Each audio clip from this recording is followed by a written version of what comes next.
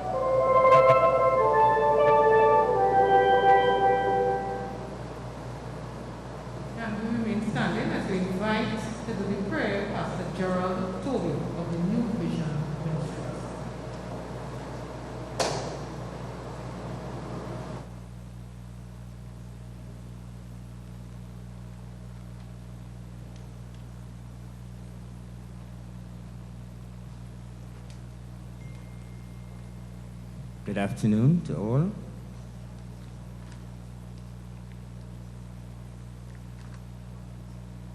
The Bible has asked us, first of all, we ought to pray for all those in authority.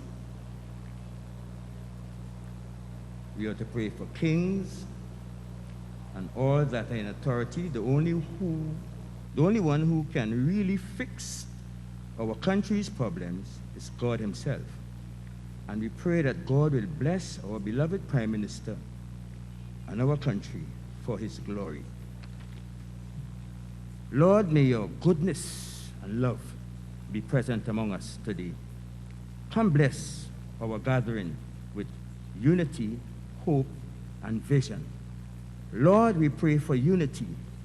Build in us all a deep respect for one another, so that this community may be one, Lord. We pray for hope. We thank you only.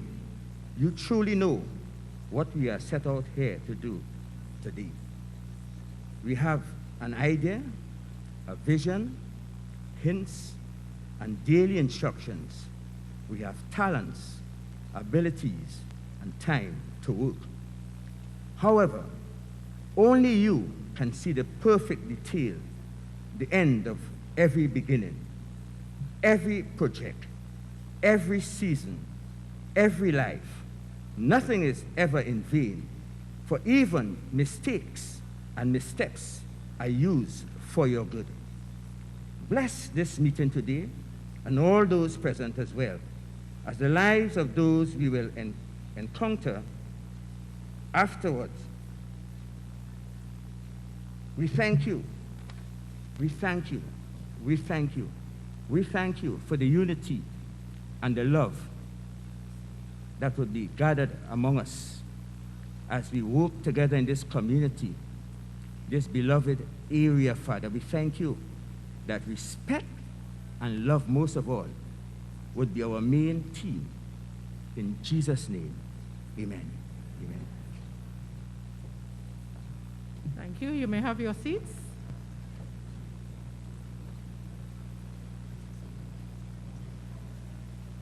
Dr. the Honorable Keith Rowley, Prime Minister of the Republic of Trinidad and Tobago, the Honorable Shamfa Cudjoe, Minister of Sport and Community Development, the Honorable Simon de Nobrega, Minister of Communications, in the office of the Prime Minister, Mr. Noel Garcia, Chairman of the Urban Development Corporation of Trinidad and Tobago, Ms. Amber Keynes, Councillor for Glencoe, Goodwood, La Puerta, staff of the Ministry of Sport and Community Development, Ms. Donna Lewis, President of the Diego Martin Community Council, and members of the Diego Martin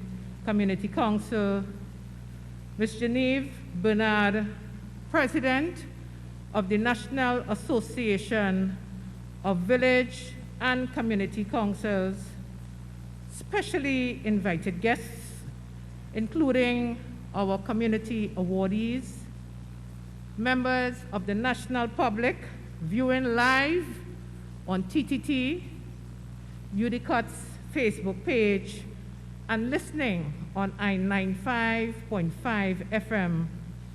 Ladies and gentlemen, I am Susan Corbett, Director of Community Development under the Ministry of Sport and Community Development, and I will be your host for this afternoon's program. I must say that the pleasure is mine on behalf of the government of the Republic of Trinidad and Tobago to welcome you to this auspicious occasion of the official opening of the Diego Martin South Community Center. That deserves a round of applause. What do you think? You know, physical infrastructural development can only be successful when social undertakings follow. Community centers must become user-friendly environments where people congregate to obtain information on various government and non-government initiatives, learn a new skill, conduct research, engage in meaningful dialogue, and become a more informed individual who can make informed life choices. I am happy to be part of the Division of Community Development for over 30 years, and I have always been proud to understand my work within the division as I researched this issue of community, and was proud to see that one of the first tasks of our first Prime Minister in 1963 was to meet the people on his famous Meet the People tour. Many of the programs under the division emanated from this tour, such as the Prime Minister's Best Village Trophy competition, the construction of community facilities, and handicraft development centers, each one teach one classes, to name a few. His objective was to interact and understand the diverse cultures and their needs in Trinidad and Tobago. He did not stop there, since that was just the start of a journey to develop this lovely Twin Island Republic. Today, we are seeing that outcome as we seek to build state-of-the-art community centers. Our community education program continues to be in high demand across communities, and the issue of group formation to address varying social issues continue to rise. If this isn't development, I don't know what is. This facility shouts development. So let us come together to make this a model community center, buzzing with much community activity. And as I introduce these few words to you as an encouragement, I wish now to firstly get right into our program and invite to do the community report. We invite Ms. Susan Hong, member of the Diego Martin Community Council.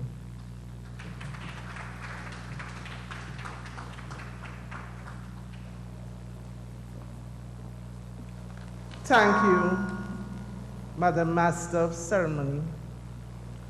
Dr. the Honorable Keith Christopher Rowley, Prime Minister of the Republic of Trinidad and Tobago, the Honorable Shamfa Kojo, Minister of Sports and Community Development, the Honorable Simon D. Nobriga, Minister of Communications, Ms. Tamika Charles Phillip, CEO and Acting Chairman of Urban Development Corporation of Trinidad and Tobago, UNICOT, Donna Lewis in her absence, our President, who is under the weather, Ms. Greneve Bernard, President of the National Association of Trinidad and Tobago Community Council, Ms. Amber Keynes, Councillor for Glencoe, Goodwood, La Puerta, and I also recognize Councillor Marcia Marcel from Pity Valley, Cookreet, and Councillor Aquila Glasso from Chagarabas Point Commander. Members of Diego Martin Community Council, specially invited guests, including our community awardees, members of the national and public viewing on TTT, UDCOT's Facebook page, and listening on I-95.5 FM. Ladies and gentlemen, good afternoon. South Diego Martin Community Council has been in existence since 1969. It was first started by individuals from Four Roads and La Puerta, like Cornelius Lewis, Francisca Millington, Molly Boxell, and Mr. and Mrs. Thorne, just to name a few, who were driven by the goal of building a nation from community up.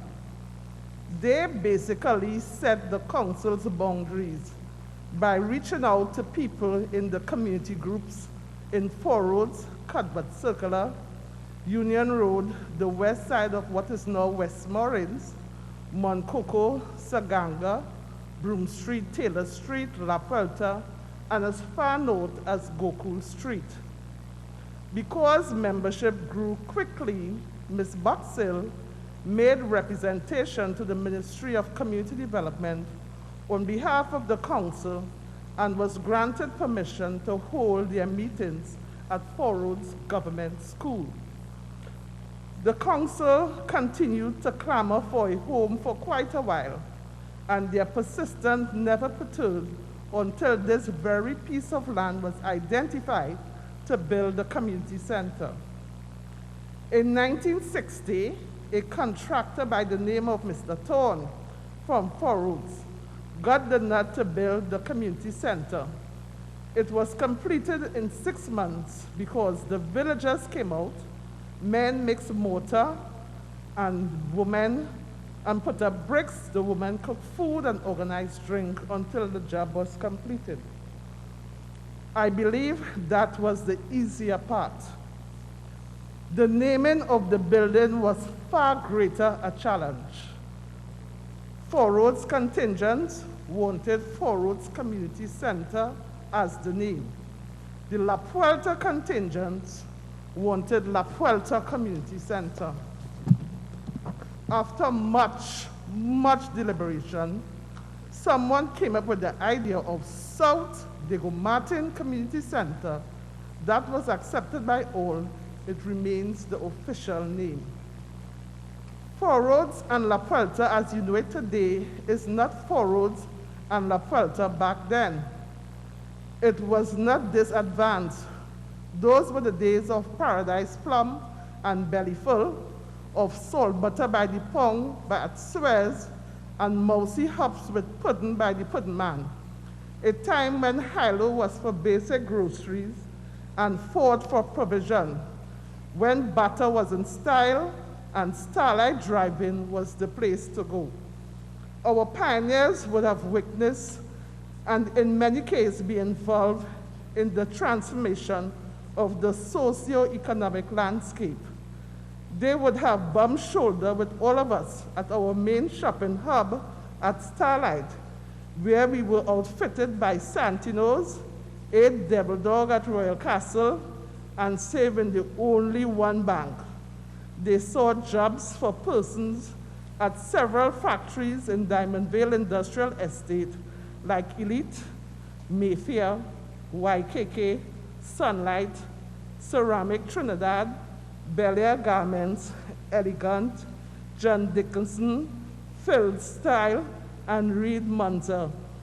The large section of the community worship at St. Fimber Church, where it was shared between Catholics and Anglican. Along the way was the river, where curious boys would stop and catch wabbing in the river on their way to Four Roads Junction. They would encounter Baptists conducting open-air service outside Suez. The Baptists have since moved indoors to become Shepherd Spiritual, St. Philomen Spiritual, and St. Fimber Spiritual Baptist Church. Pentecostal churches have also blossomed over the years at Four Roads, Rich Plain, and Christ Circle in La Puerta. Christ Circle is genuinely homegrown. Miss Geraldine Weeks built it from the first brick to the last in 1970, approaching people's spiritual need with the discipline of the strict school teacher that she was. She was like a mother to the community who gave advice to young married people and who told others about a better way to live, love family life, and especially cared for children. All that time, she became principal of the Diego Martin Secondary School, where she reached others through education. And even before that, the existence of the council, the foundation for Four Roads Spirituality, was built by Lawrence Williams, that structure right opposite Victoria. Education ranked high on the council early officers. They were active PTA members at Four Roads Government Primary School, where nutrition and immunization were paramount. Four Roads was for a long while the main school in the area. It accommodated children from a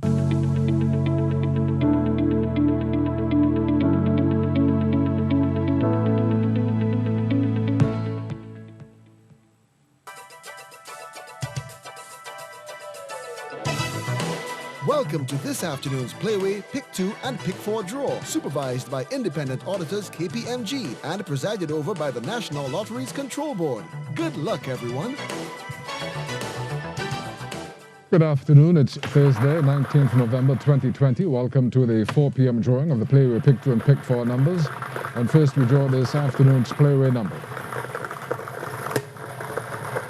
The winning number, it's 29. Lucky mark, it's Opium Man. That's number 29. It's time to create your own Mega Mix, where you can get your best value for $1. Our Mega Mix machine is loaded with 9 white balls, a Mega Ball, a Mega Ultra Ball, and a Mega Extreme Ball.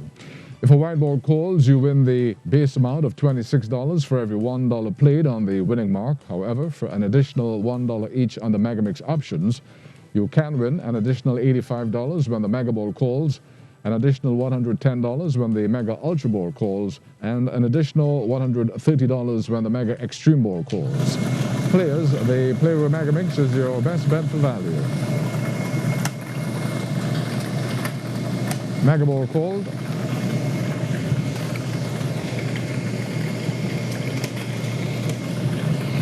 Mega Ultra Ball called.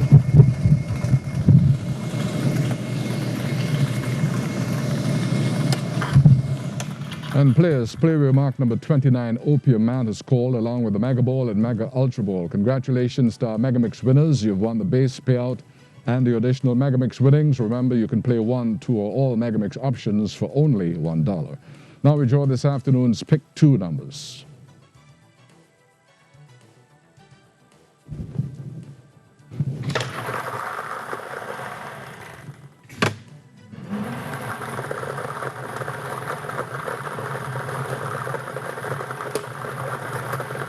First pick 2 number, it's 36. Number again, 36. Now for the second pick 2 number.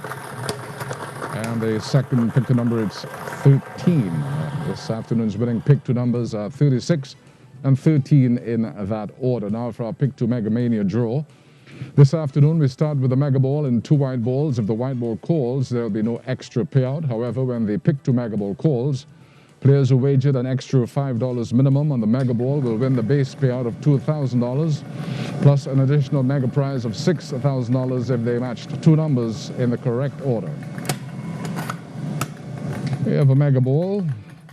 Congratulations, you're a Pick 2 Mega Mania winner. Not only have you won your base payout, but an additional Mega Mania payout. Now let's draw the winning numbers for this afternoon's Pick 4 draw.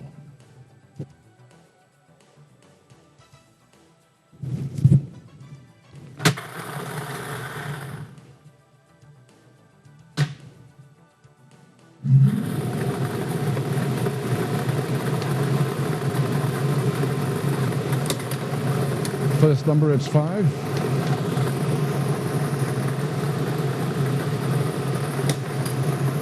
Second, it's 8.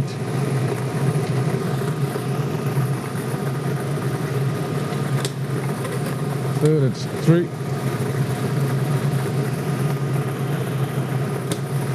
And the fourth, it's 6. This afternoon's winning Pick 4 numbers are 5, 8, 3, and 6 in that order. Congratulations to our Playway Pick 2 and Pick 4 winners. Players at NLCBgames.com. You can now search for past draw results, plus get the latest on NLCB game promotions and information. Stay on top of your game with NLCBgames.com. And now for some online news. No one chose Wednesday's winning Lotto Plus numbers, so the jackpot has rolled. Saturday's jackpot estimated $3,500,000. 10 lucky players who chose yesterday's 5 winning cashpot numbers, each won $20,727. Congratulations to all you cashpot winners. Players are reminded of our cashpot multiplier short call promotion every Monday, Saturday, and today. At a 7 o'clock draw, you can win 4, 3, or 2 times the prize amount for every 4 or 3 numbers matched. The NLCB cares about your health and safety. Please play it safe. We urge you to wear the mandatory face mask. Fill out your bet slips before coming to our lottery centers, and remember, you can advance wager on all games. Players, try NLCB's Scratch Game Luxury Ride. This game gives you 20 chances to win a Mercedes-Benz and big cash prizes for just $50. Get your Luxury Ride Scratch tickets today. You could be our next winner to drive in style. Thanks for viewing. Join us again this evening at 7 for another Playway Pick 2, Pick 4 and Cashpot draws.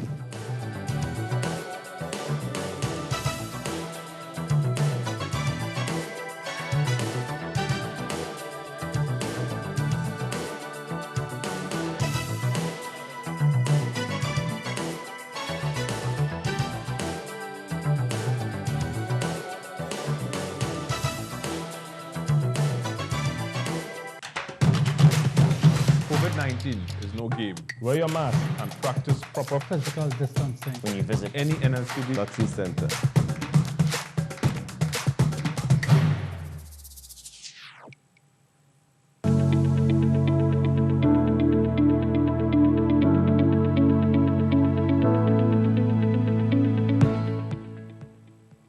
The various songs of Best Village Rehearsal. It produced a 4th place Best Village Queen.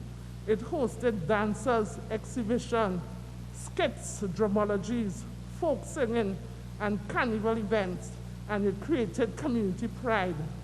With this rose icon like Tony Wilson, who sang and wrote for UK band Hot Chocolate, Oliver Stumpy Chapman, who wrote and sang for the talented crop of Four Roads and Diego Martin singers called Wildfire. Wilson and Hot Chocolate reached the UK top 10 with Sexy Thing in 1968. He sang the popular cover Forever Young. His daughter Joan Wilson shared in top honors at the Caribbean Song Festival. Chapman and Wildfire, known formerly Spark, produced many well-known hits like All God's Children, Check It Out, Say a Little Prayer for the Children, and Try Love, among others. They redid The Last Farewell and had perhaps the most harmonious cover of Old Man River. And yes, Wildfire did perform here. We are also proud of Arirang of Four Roads and La Creole Pan Group, who is here with us today because they were part of Turk Lift Our National Profile. Arirang made many a Juve and Livewire, Sylvan John, and Miney Moon. La Creole is still in existence and is led today by Ash. La Puerta owned Altia Rock. Who could forget Altia Rock? Did the same by becoming the first Trinidad and Tobago woman to reach the Miss World finals. She was 6th overall in 1982 and went on to serve the 8th and 9th Parliament between 2003 to 2007 as an independent senator. Over the years, our area produced personalities like Russell Winston, Deborah Millard, Golda Lee, countless nameless others like Irma Jupiter, put her skills into writing Constitution for Oakley Sports Club, and who could forget Clans football from Four Roads, who played with certain professionalism. But all good things do end. Council move on. The range of interest widen. People move on. And it doesn't help one iota when a building age. The center gets old, too unattractive for wedding parties, and the many side songs and talent that fill its every nook and cranny. It was the days of the pigeon, the dust and dust mites, of the pigeon poo and fragrance boo, of washes and wassabil, 10 long years of it. Only the drummers, a church, and die-hard council member brought some semblance of sheen to the place with dim borrowed electricity supply and no water.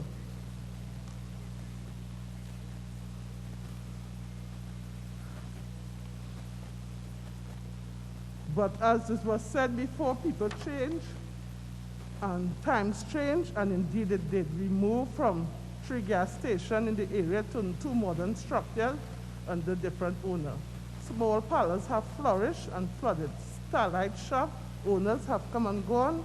Singers became home store and high-low up into masses. The police station is more modern in structure. Artisan and craftsmen from La Puerta now settle for employment. Agnesfield has lost its lot still. Apart from the big tree and the fire station is the only landmark that encapsulates aspect of our past. It tells of our past humbleness and our readiness to put a helping hand to prevent our neighbors' children from going astray. The big tree was first lit by the South Diego Martin Community Council and remained part of our rich history. But where there is life, there is hope. Today, after 10 years of the type of pleading and advocating that Molly Boxell did in 1950, we are finally able to open new doors to the center, a new beginning, a fresh chance to breathe new life into the community and to resume our rightful place as nation builders. May God bless us all.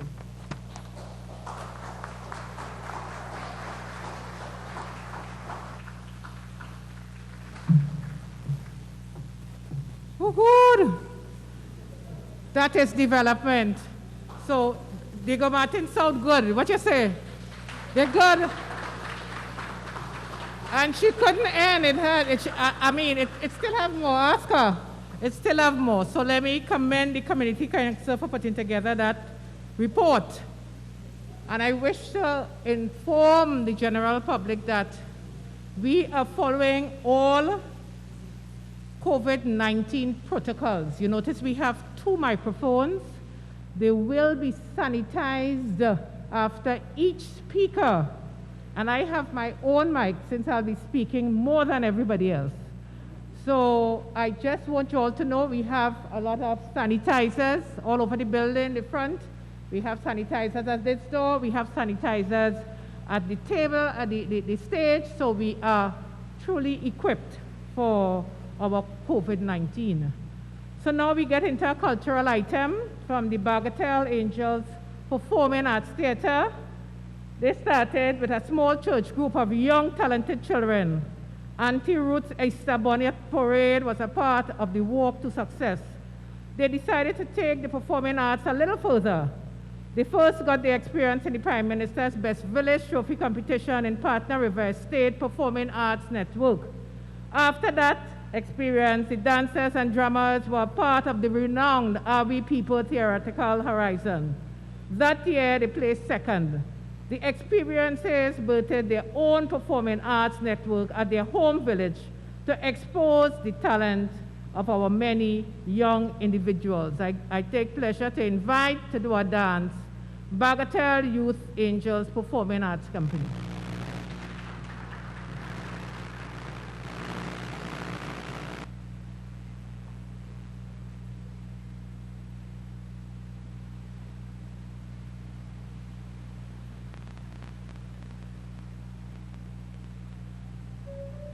Once upon a time there was a magic island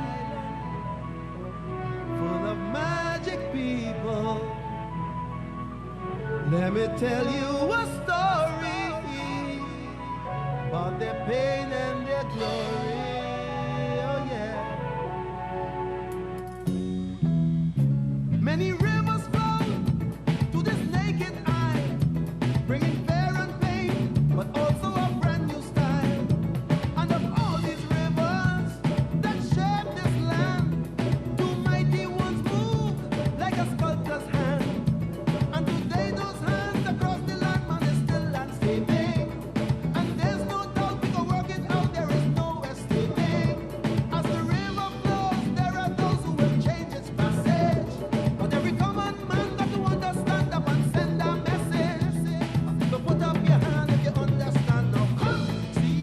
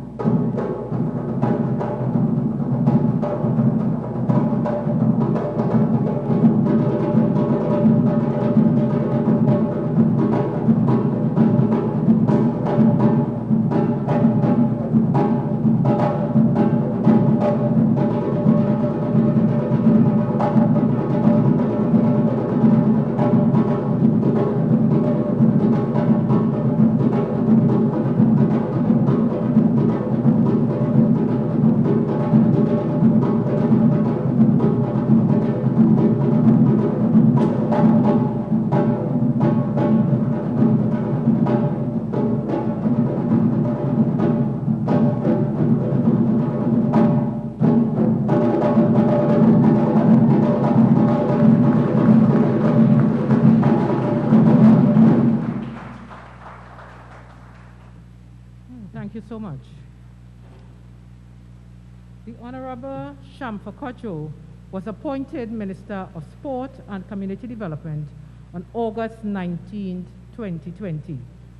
An international trade professional by training, Minister Kocho is a former pupil of the Scarborough Secondary School and the Signal Hill Senior Comprehensive School in Tobago.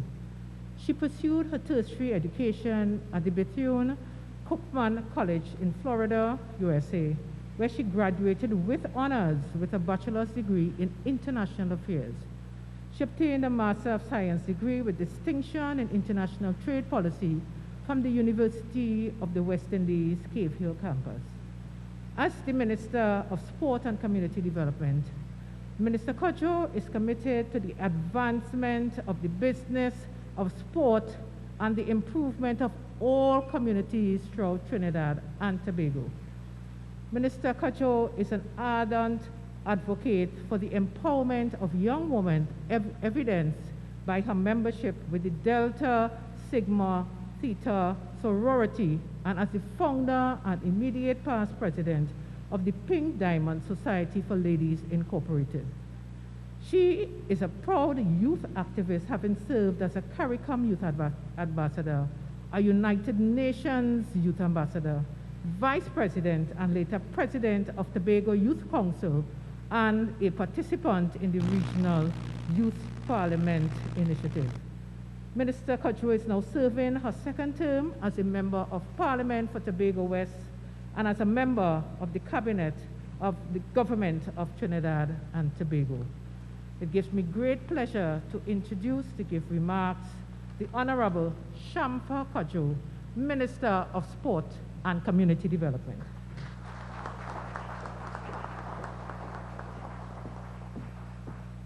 Thank you, Madam Chair. Dr. the Honorable Keith Christopher Rowley, Prime Minister of the Republic of Trinidad and Tobago and Member of Parliament for Diego Martin West.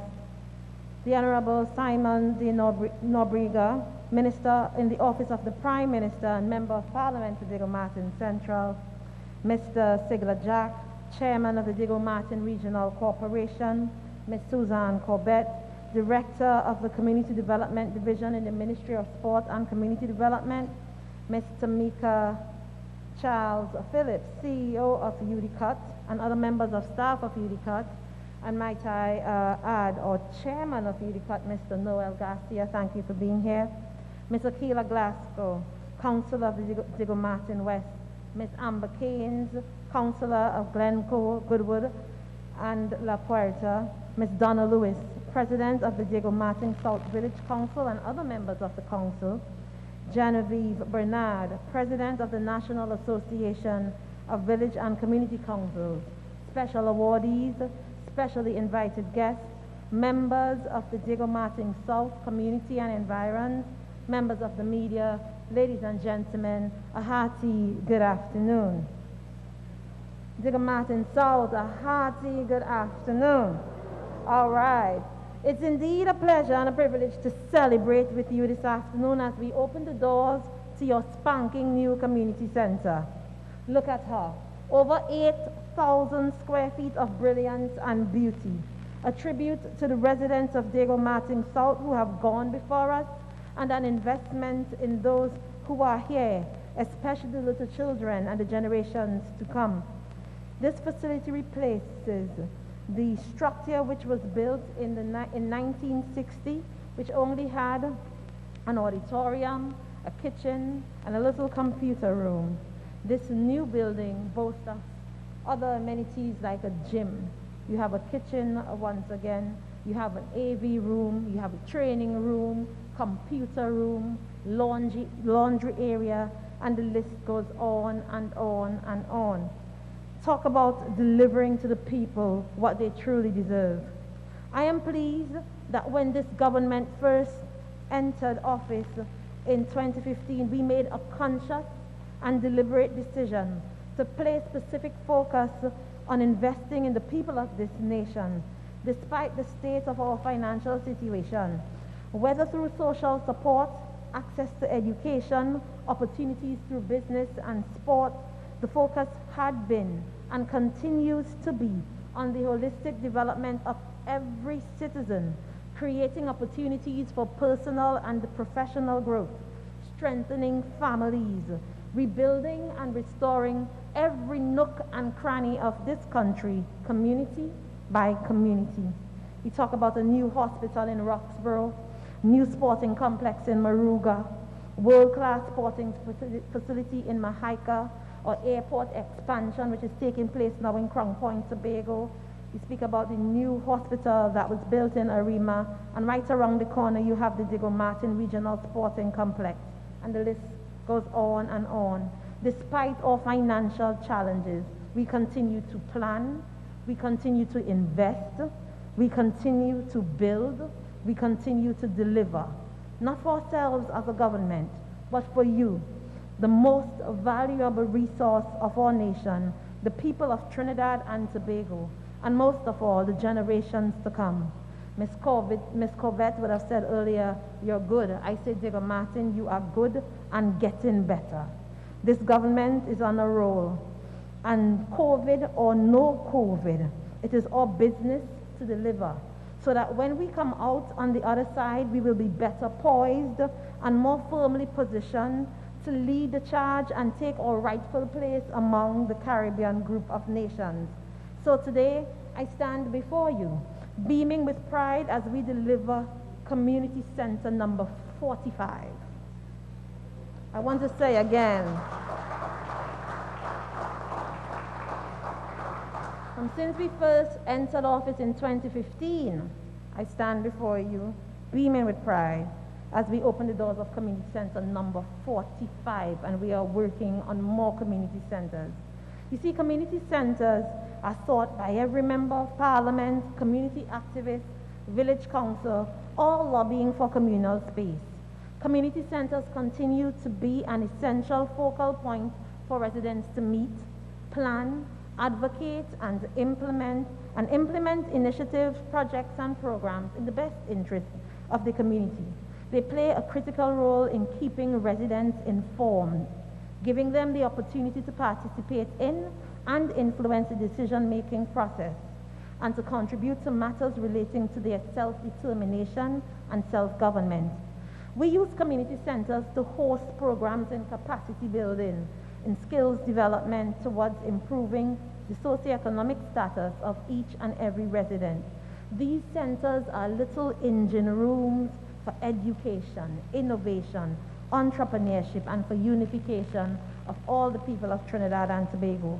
Community centers serve as hubs that provide access to government resources, and they often serve as emergency relief shelters for distressed families in times of disaster. The government of Trinidad and Tobago believes that such an investment is one that is very essential to the growth and development of Diego Martin and environs. This year, we also opened community centers in Bagatelle, Petite Valley, and Diego Martin Central, opening a pathway for progress to all residents of these areas and neighboring communities. This speaks to our commitment, putting our people first. Through this center, the immediate communities like Four Roads, Mount Coco, and La Puerta will be served. Neighboring communities such as Powder Magazine and North Diego Martin can also access and utilize these facilities. Diego Martin is good and getting better. These 4 newly constructed centers, coupled with other infrastructural projects like the health center, the sporting complex, will only enhance the standard of living for you, the people of Diego Martin. This is part and parcel of the government's vision and plan for Trinidad and Tobago, an investment in all people, ensuring systems, projects, and programs that will nurture and foster their sustainable development. It is all about putting you, the people, first. These buildings are more than brick and mortar. They represent dreams, opportunities, and the true potential of Diego Martin, the Diego Martin South community. This physical space can provide tangible and intangible benefits to all who come through those doors. And it is crucial that you, all of you present here today, recognize the value and seize the opportunities that are before you. Diego Martin South, it is your turn now. It is your turn to have a space to call your own, to host meetings, recreational activities, training programs. Your doors have been closed since 2016, so it is time to reopen them. Reopen them to the rest of Trinidad and Tobago, and might I say, reopen your doors to the world. It is your turn to bring the young people and the young at heart together to transfer knowledge and share information. And in this time, the transfer of knowledge goes both ways. Here is where bonds are formed, skills are sharpened, marriages are celebrated, conflicts are resolved, and lessons are learned. Here is where communities are sustained and your culture and heritage are preserved. At the Ministerial of Sport and Community Development, we have seen how communal spaces have helped to transform communities and bring the best out of our people all over the country. Between 2016 and 2019, we had over 73,000 people completing the community education program classes at community centers throughout Trinidad alone. And in Tobago, we boast of over 10,000 people participating and completing in these programs. At the North Diego Martin, Central Diego Martin, and Trumaca, Talparo, Bellevue community centers, to name a few, there have been courses in garment construction, food preparation, upholstery, mixology, plumbing, East Indian cuisine, Chinese cuisine, computer literacy, just to name a few. Between 2015 and today, we have over 200 village groups participating in the Prime Minister's Best Village Trophy competition. And these people would have honed their skills at the community centers. These community centers have been the training ground and continue to be the driving force behind the spirit and energy of all people and the growth and vitality of all communities. Just last month, we would have partnered with the Ministry of Public Administration, and we would have introduced to Carenage an ITC project where people from throughout the Carenage community can come, access the internet, utilize the computers. So the community centers are leading the charge in this digital transformation and leading the charge in creating this new normal. We are getting ready to ramp up our skills training programs, delivering some of our programs online. And it's also all about community entrepreneurship, because it is one thing to bring you to the community center to teach you a trade. We are ramping up our efforts in the Ministry of Sport and Community Development, where you can really look at becoming entrepreneurs, taking your product to market, having a virtual handicraft store online, developing green markets and craft markets throughout Trinidad and Tobago, so you can truly showcase your talent, and we can look at income generation and wealth creation. It goes beyond simply learning the skill, but utilizing it to create economic activity and to improve your quality of life. Like many other community centers, this one is managed by your dedicated community council.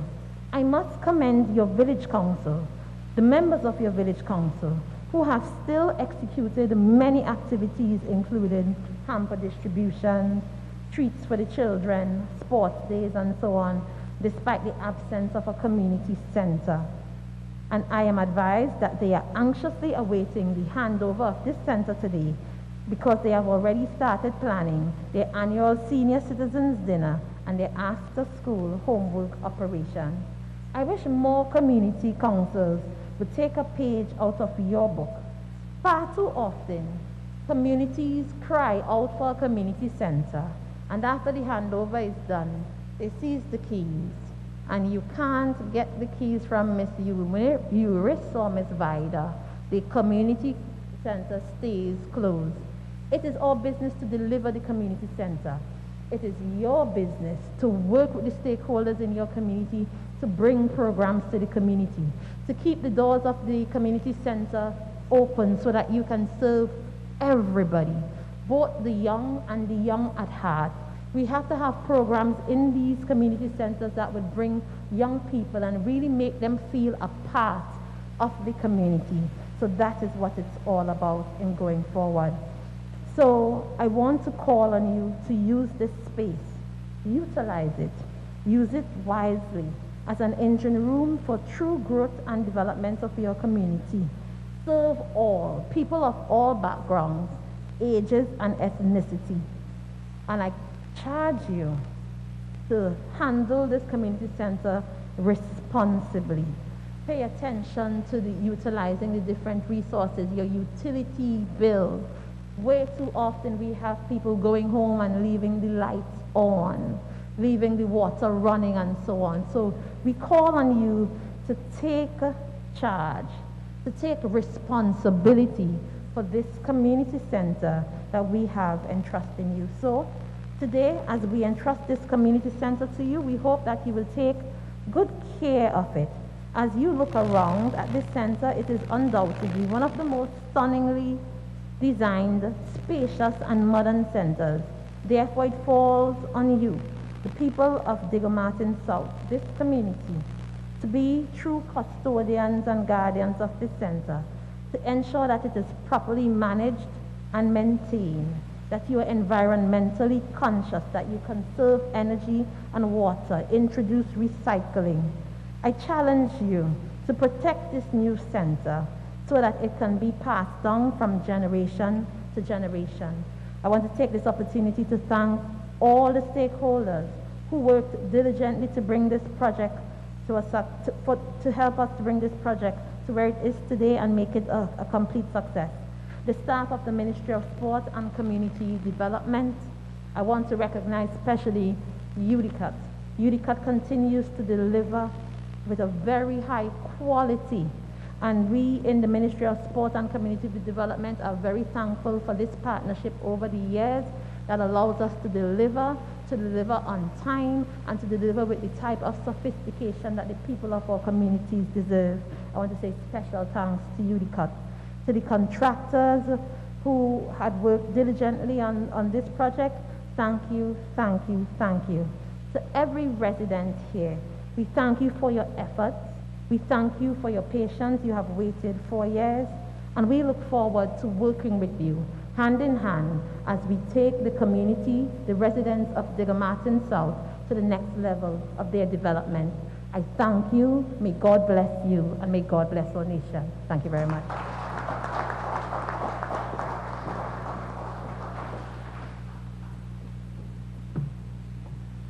Oh, very dynamic speech, and I must say the theme of that speech I'm hearing, delivery, delivery, delivery. We have delivered. It's your turn. It now gives me great pleasure, as a public servant, you have only special times where you feel privileged, and this is a time where I feel privileged to welcome, to do our feature address this evening, the Honorable Keith Rowley, Prime Minister of the Republic of Trinidad and Tobago.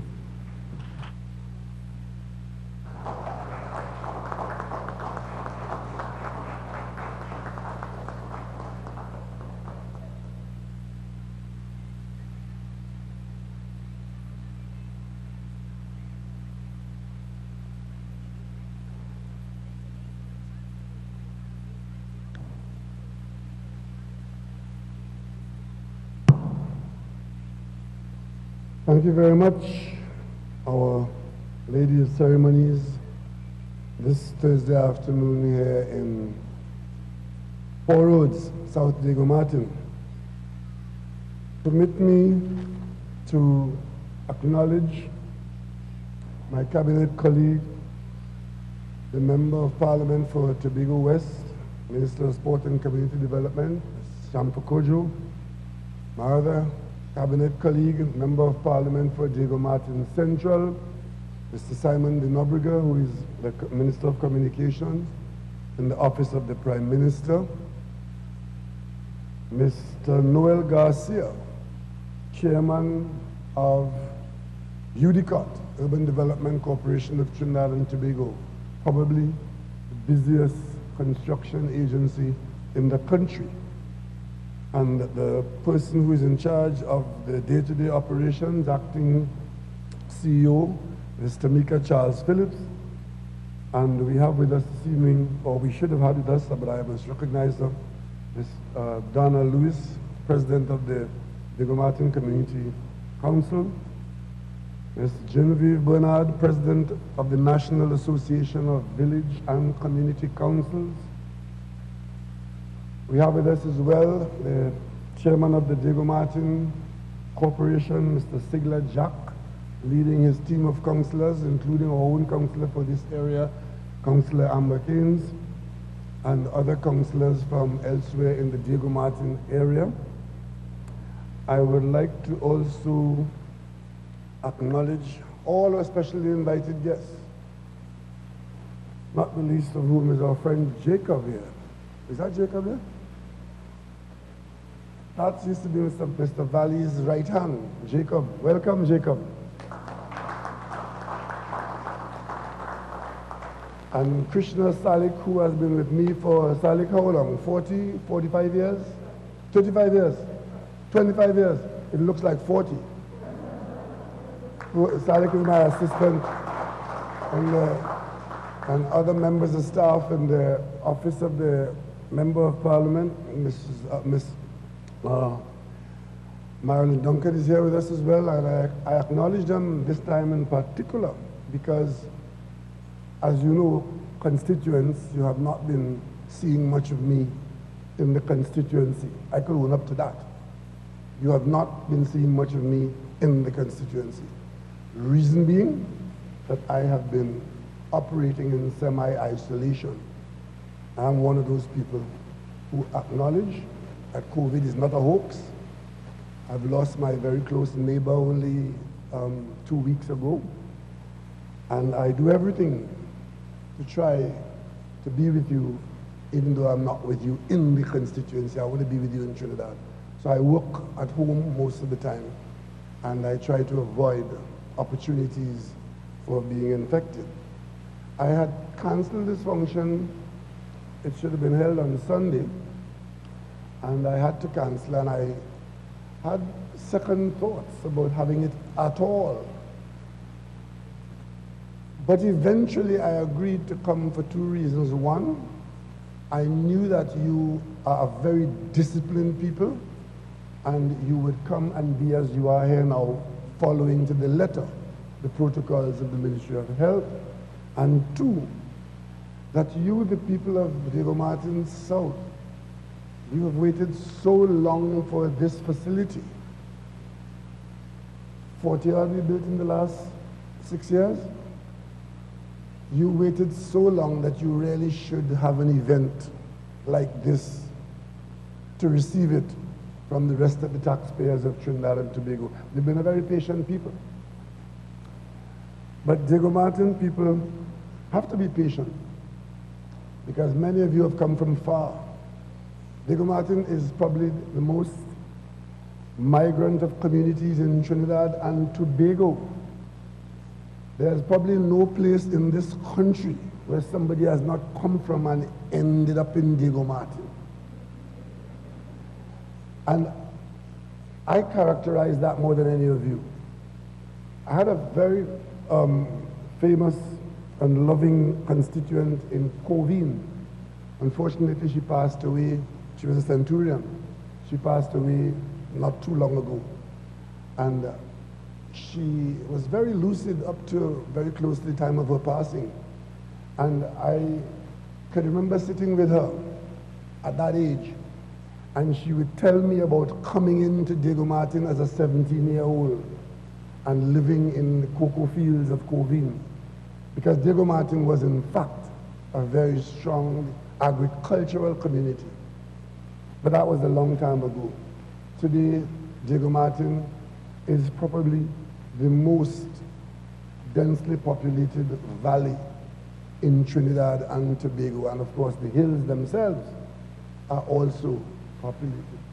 And as we moved into this area and I reflect on my movement, I must be the person that Rio sang about, the traveling man. Because I came from Mason Hall in Tobago, where I lived all my Tobago life in one place, in the village of Mason Hall.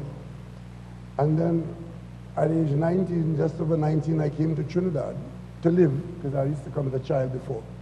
And I came to Trinidad and I started off in Laventil, then Mova, then St. Augustine, and inevitably, I ended up in Diego Martin too.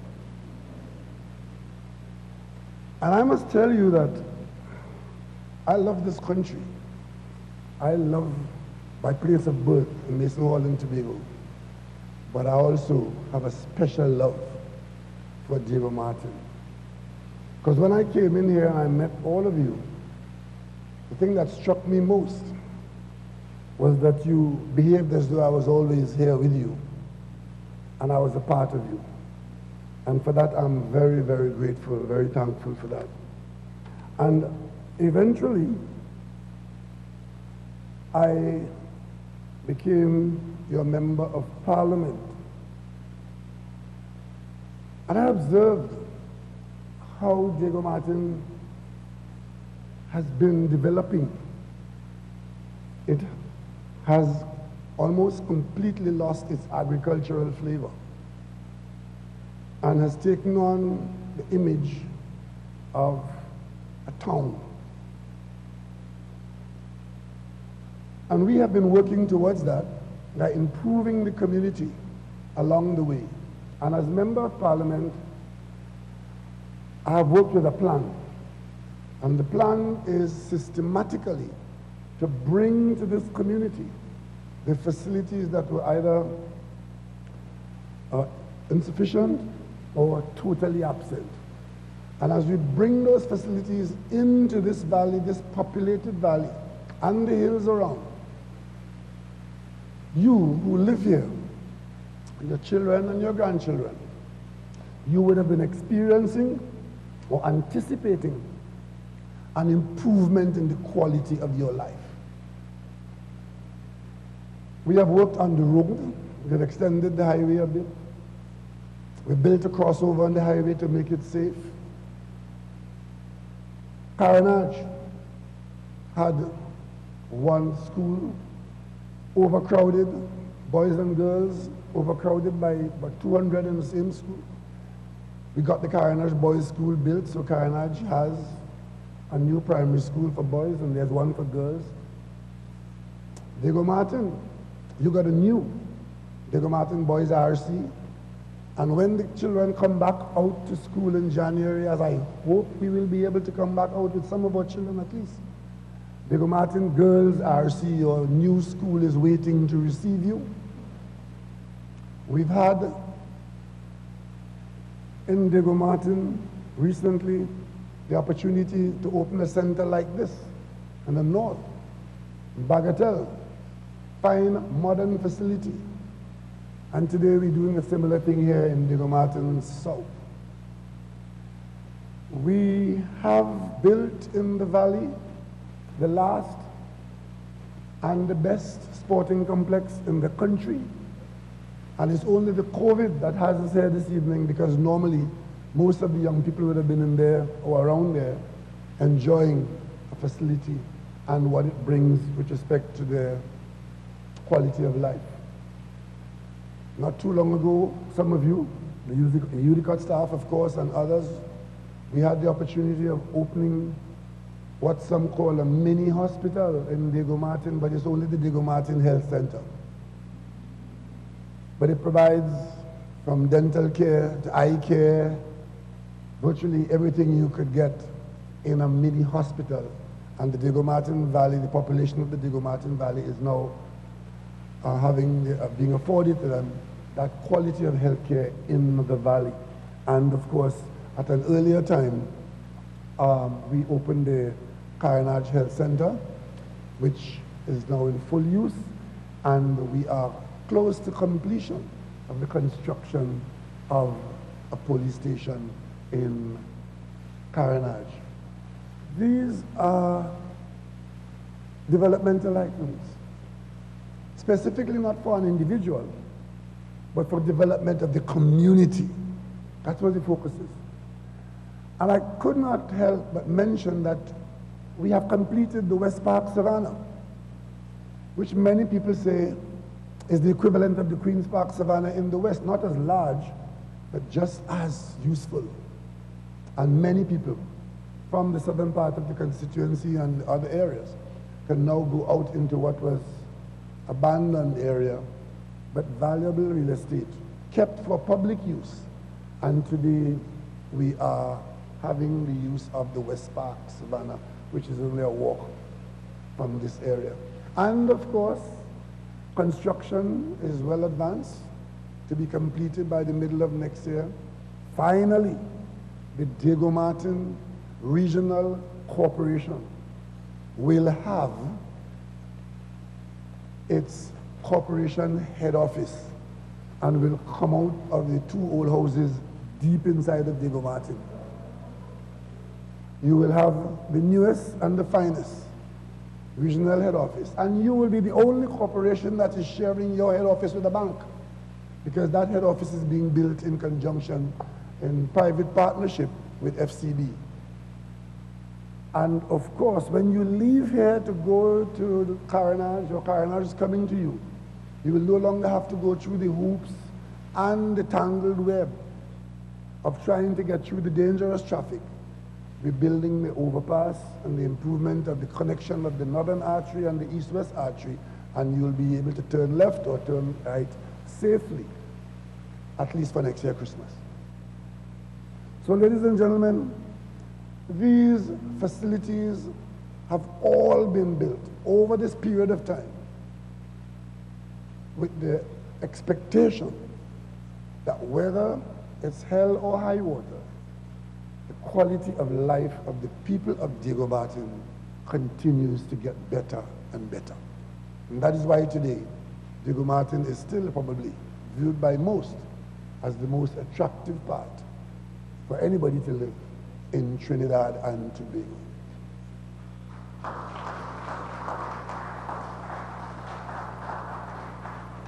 And this center that we are handing over at opening this evening is the latest of the addition.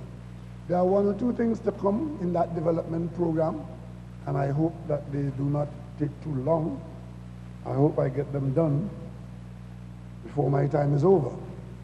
However, there are two projects that are on the horizon for Diego Martin. One is another community center, Diego Martin North Community Center, which needs to be replaced, and we expect that we will get that done at an appropriate time. But more importantly, the Diego Martin Library.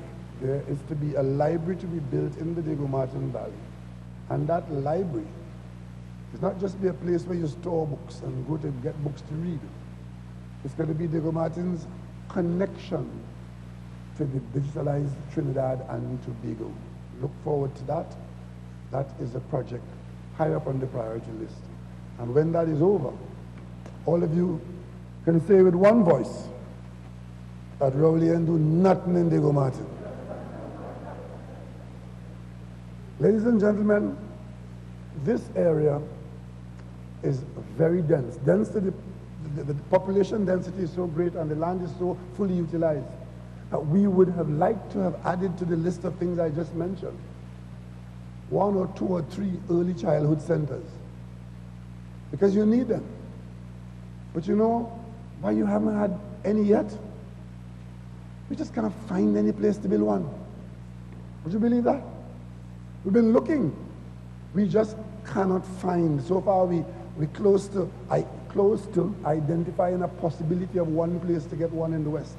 But land is scarce because all have been utilized in Diego Martin and its surroundings. But hopefully you will get one or two early childhood centers for your youngsters, and that I think will round off much of what the public offering to the people of Diego Martin. But I want to take this opportunity this evening, since we have a national audience with us, to mention how easily you can be misled or insulted by those who you expect better of. There was an election here in this country on August 10th. And the party I lead won that election. We got 22 seats, the other party got 19 seats. And you know what went on in the few days after that and so on. But people get disappointed because some people actually believe that they won even before election day. And when the numbers don't come out right, whether it's in Trinidad or in America, you see what happens. And that is okay. But my colleague, the leader of the opposition, said something to you. I don't know how many of you heard it, but it's a conversation that is carried every so often by persons who don't live in this part of the country. And that is that somebody, and in this case it's the government, the PNM, unfairly apportions seats for elections. So they gave Diego Martin 3 seats, and Siparia only gets 1. And that is as a reason why they lost the election, because Diego Martin have 3 seats, and well, the same number of people in Siparia is only 1 seat. Ladies and gentlemen, anytime you hear that story from anybody, you know that that person either does not know what he or she is talking about, or the person is a plain, common, or garden liar. The leader of the opposition in Trinidad and Tobago, and they have a habit now of calling themselves the loyal opposition. The reason for that is that they have been so disloyal and disruptive that as you point them out for that, they now start to call themselves the loyal opposition. And it's led by a senior counsel. former prime minister, opposition leader, who tells the people of Trinidad and Tobago about seats being cut up, giving Diego Martin 3 and Siparia only 1. So there's some disparity and some unfairness in the process. Nothing is further from the truth. The reason why there are 3 seats in the Diego Martin area and 1 in Siparia, as it's called Siparia, is because Diego Martin has 3 times as many people as Siparia.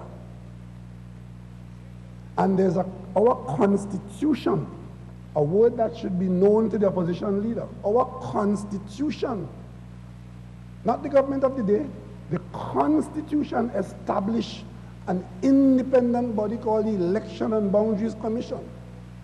That is the agency that does the apportionment of seats and change boundaries depending on how the population grows or shrinks. When I started out here as your MP, the boundary for Diego Martin West went across into Pity Valley. There were 2 polling divisions east of the Diego Martin main road here, which were my constituency. Over in Chumamonka. That's how I got Sigla. But then as the population grew and the numbers changed, the boundary of the constituency change was pulled back westwards because the number of people to make up a seat, the boundary line for that was now the Diego Martin main road. And the reason why that could be done is because in the Constitution there's a formula that tells you how seats are to be apportioned. The Parliament decides how many seats would be in the country, whether it's 24, 36, 41. It is now 41. The Parliament makes that change. And whenever that number is known, the Election and Boundaries Commission that issue the ID cards and monitor you from age 18 or age 17 onwards, they know and they tell the Parliament how many electors you have in the country.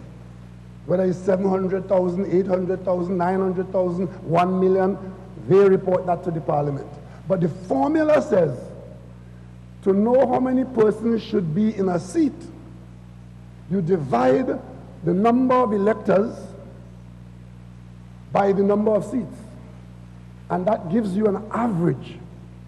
That is the average of how many persons should be in a constituency. And it is forbidden for any constituency to have more than or less than 10% of that number. So a constituency could have a little more than the average and remain so into the election, or a little under the average and remain so under the election. But once it is more than 10%, the Election and Boundaries Commission under law must change the boundary.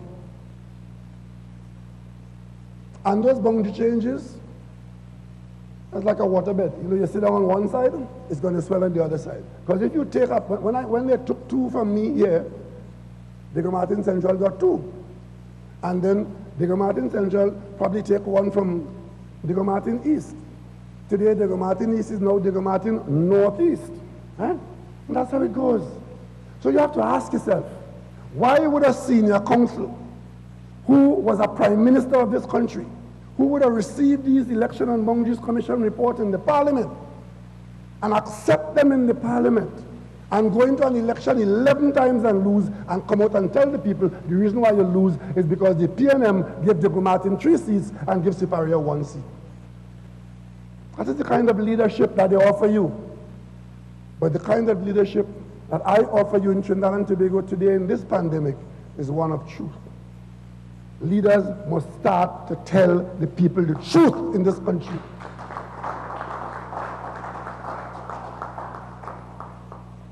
You see, the reason why we're here like this in this pandemic is because we're trying to keep business going while staying alive.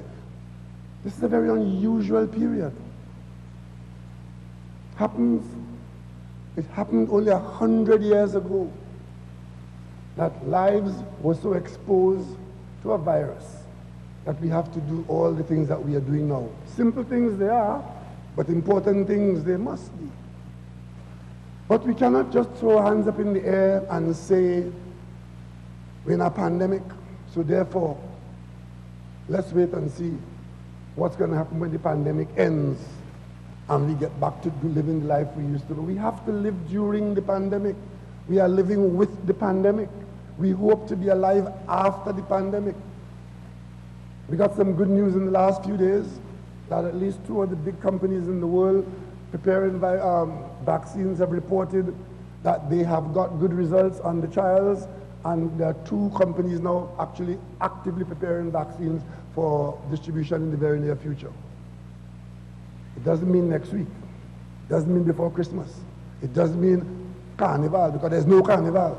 It means that sometime we can now, for the first time, look at some kind of horizon when the virus would be on the defensive once the vaccine becomes available.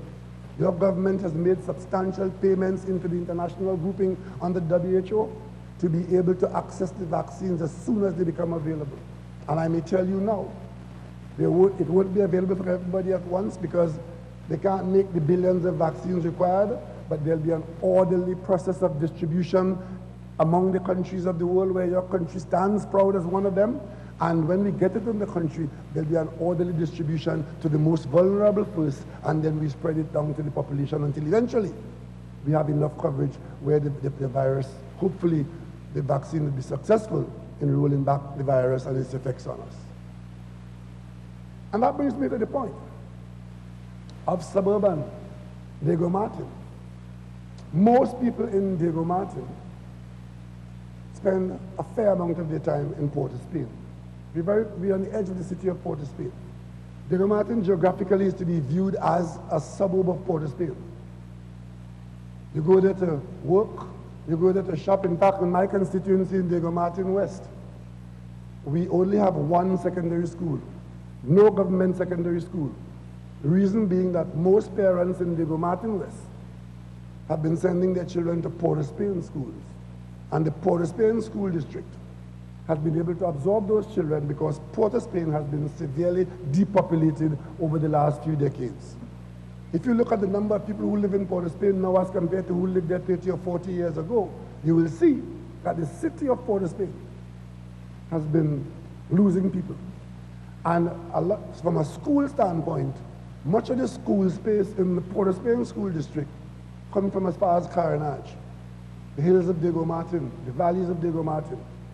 So we live here, and we have a nexus and a connection to Port of Spain, and an interest in Port of Spain. Not to mention that Port of Spain is our capital city. So a couple of days ago, I think it was Monday, this government, as we have been doing, coming to the people, educating the people, having you involved in what we're doing, what we call the spotlight, bringing to you valuable information, whether it's on energy, on the budget, and we had the revitalization of the city, an issue that has been knocking around for how many years. We came out in the spotlight and we told you what we have been doing to be able to revitalize the city of Port of Spain. So suburbanites in Diego Martin, you have an interest in the revitalization of the city of Port of Spain. Because that is where you shop. That is where some of you may want to live eventually. That is where you work. That is where your children go to school. That is where much of your recreation either is coming or can come from, because you are on the edge of a city and you are part of a continuum of the city. Our position is that the city is an economic entity. And if it's alive and growing and healthy and offering all these benefits, then all of us are better off. So we came out last Monday in the month of November 2020, and we laid out the work that had been done, because we started this work in 2019. And the consultation started in September 2019. But had I mentioned it in that way in 2019, you cynics would have joined them and say, oh, it's only for election. The election come in next 2 months, and they did like the election gimmick. So I deliberately allowed the work to continue and did not come with a spotlight last year for that purpose and that purpose alone. I didn't want you to receive it in that way. The election came and the election has gone. At least some people don't think so. But the bottom line is, we were able to outline a plan. And not for the first time. I have some people, some colleagues of mine have problem with a plan. They prefer to have no plan. Let us go with no plan, so they could say we have no plan. But on this occasion, a very well thought out plan for Port of Spain has been put out there, and it's said to you, we will do the development and the redevelopment and the revitalization and the regeneration in phases. Phases. Nobody said we're going to go out there and find $10 billion and the government will start to build this and build that. And as a matter of fact, we admitted that the government is strapped for cash and will not be able to be doing no building. But we also said that we believe that those who have access to money and for whom this city is an opportunity for growth, that if the government does the right kinds of things in offering the right incentives, such persons should see opportunity and benefit, and that will draw them to use the city of Port of Spain for that economic benefit, and that will give us the growth and development we're talking about. You know that offended some people? And here the reason. That is not to be raised now in COVID. This is COVID time, and therefore that is a pipe dream, or that is not for now. But I want to respond to that by saying, the work that we have been doing on the city of Port of Spain, the planning and the execution, predated COVID. COVID started an issue for us in January this year. Noted in December, we started to act on it in January. But the work on the city of Port of Spain and its regeneration was happening before, so it has nothing to do with COVID. And secondly, vaccine or no vaccine, your government has been taking the position that if we behave well and we survive COVID, there will be life after COVID. What is wrong with planning for life in the future? Isn't that what we all do? Who plans for life after death? So whether the COVID comes to an end in April or in September or in December 2021, I could say pandemics eventually end. They take a lot of lives sometimes, but they come to an end, because if it doesn't, well, the microbe would have won the world. But the bottom line is we have the plans in place. And what we are required to do is to do what we can do, whatever it is, and follow the plan. And then when we can do more or do better, then we just do more or do better, but we have a plan. And I want to say to you here, my constituents in South Diego Martin, the plan for Port of Spain is your plan. The execution of that plan probably will be executed by many of you. And if not you, maybe your children would be beneficiaries of what the plan offers in the city of Port of Spain, the capital city of the people of Trinidad and Tobago's nation. And that is what we have done. That is how we have been doing it. So the planning and execution that you have seen here in Diego Martin delivering to you over time, the series of improvements in public facilities, whether they be health facilities, educational facilities, national security facilities, transportation facilities, or recreational facilities, we have been following a plan. And the plan has been delivering over time. And I know many of you, sometimes you get impatient, and impatience breed a lack of reason. You become unreasonable. Why not? Where not? How come now? But we keep saying to you, we're doing it one after the other, as the resources become available or as the time permits. But the one thing that you cannot say is that we did not view Diego Martin's population as a population requiring upgrade of facilities, and who must and should and who are enjoying an improvement in the quality of life because of the state's investment in this valley and the hills around. And I look forward to the months ahead, because the cabinet has already agreed to, let me rephrase that, the corporation has already agreed and has advanced to the cabinet that it wants Diego Martin to become the next borough in the nation of Trinidad and Tobago.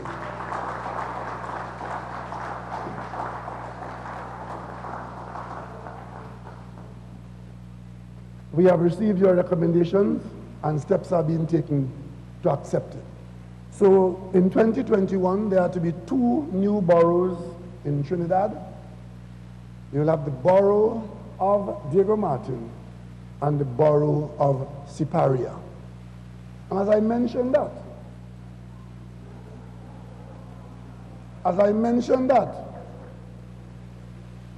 the lady who took issue with the number of seats in Diego Martin also took issue with the regeneration and rejuvenation of Port of Spain. You would have thought that as Prime Minister, who spent the 5 largest budgets in the history of this country, who raided out $16 billion from the NGC kitty and leave the NGC bankrupt,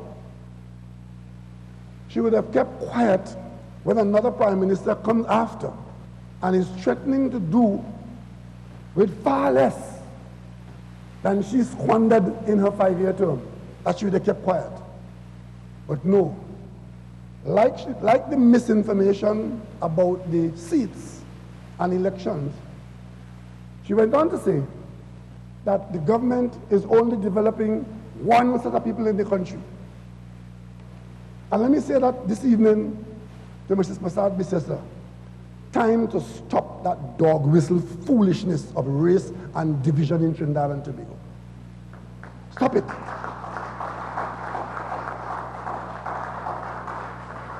Because if we as a nation are talking about developing our capital city, how, when, where, and how that becomes developing one set of people? Well, I plead not guilty to that, and I tell you why. I have my paper to show that. Before I became Prime Minister of this country, but confident that I will be Prime Minister of this country because the PNM will win the election, I spoke in the Deep South in Moruga as opposition leader. And I gave a discourse as to why the next cabinet should have and would have in it the first person ever appointed as Minister of Rural Development.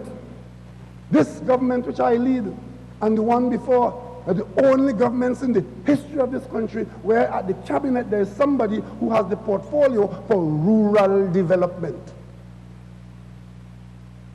So to hear another Prime Minister coming and telling me about not developing one set of people and developing only Port of Spain people, the facts don't bear that out. As I speak to you now, there's a fishing port being built in Moruga, which will be the best fishing port in Trinidad and Tobago. But of course, you know who is saying negative about developing people? A Prime Minister who built a fishing facility in Moruga which was never used because a boat can't come anywhere near to it.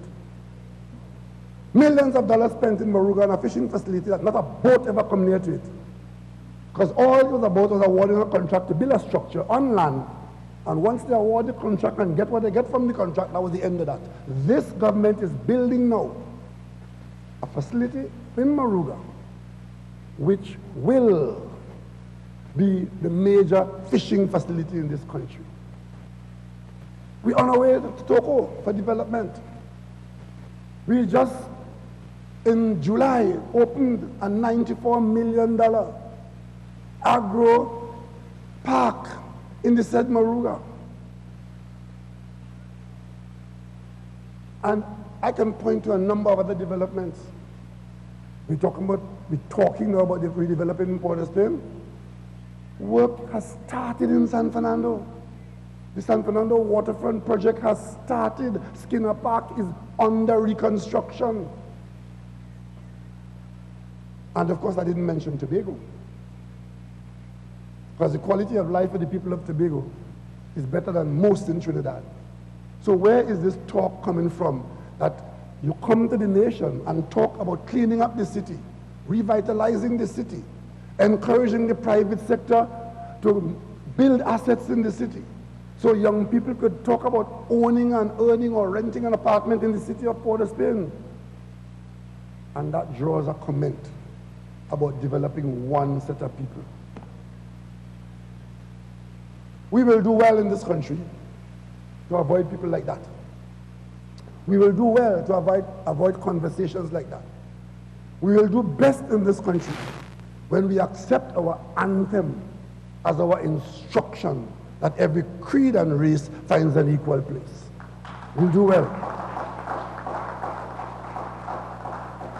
And those politicians, whoever they are, male, female, or other gender, whoever they are, who cannot make their way in the political arena, and whose portion is defeat after defeat after defeat, ask them not to use the potential for our harmony and the strength of our diversity as any plank to get them into political focus.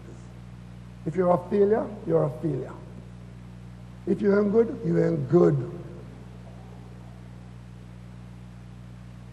And the people of this country know that. So today, coming from Mason Hall in Tobago, by way of Laventille, Morvant, St. Augustine, West Moorings, and Goodwood Park. And this afternoon from St. Anne's, and I'm not crazy. I am proud not only to represent you, but to have been able to join the population of migrants who have come from all over this country into this beautiful part of our nation, the greater Diego Martin area. And I'm even more proud in that period of representation to have been successful in bringing to you the chain of development that you have experienced, that you are experiencing now, and that I know your children will enjoy as they grow and develop in this part of Diego Martin. So thank you, UDCOT, once again. Staff at UDCOT.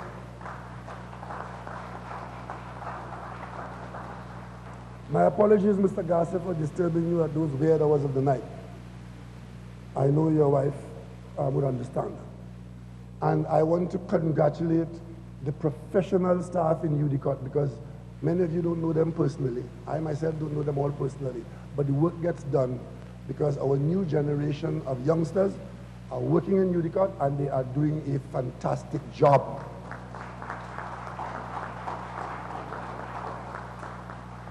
Today, I gave the cabinet an instruction, and that instruction is that UDCOT is not to be pestered with petty projects of building little centers here and drain there and so on and so on, but to focus on the major projects that they are involved in, because the public-private partnership approach requires focus between the government and the private sector.